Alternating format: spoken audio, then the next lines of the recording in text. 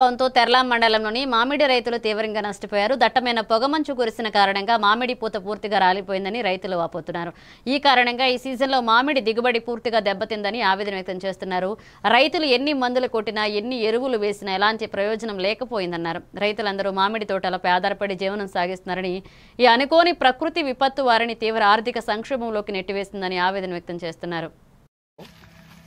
ప్రతి సంవత్సరం వీటి మీద మామిడి తోటల మీద కూలి వాళ్ళు రైతులు చాలా మంది బ్రతుకుతున్నాం. కాకపోతే 4-5 సంవత్సరాలుగా ఆశాజనకంగా పంటలైతే పండట్లేదు మామిడి తోటలు. ఈ సంవత్సరం 4-5 సంవత్సరాలకు మించి పూర్తిగా 100% కూడా మామిడి తోటలు పోయాయి.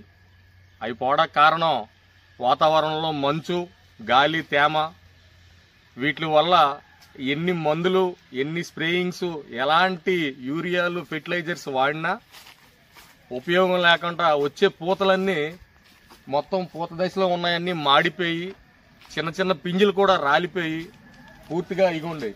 కనీసం ఎక్కడ ఒక మామిడికాయ లేకుండా ఏ చెట్టు కూడా రైతుకి లాభం కాదు, పెట్టుబడులు కూడా రాకుండా ఇంట్లో డబ్బులు పెట్టుకుని ఏమైనా వచ్చే ఆదాయంతో రైతు సంవత్సర ఆదాయం వచ్చేది, అలాంటిది పూర్తిగా రాకుండా ఏమీ లేకుండా అయిపోయినాయి.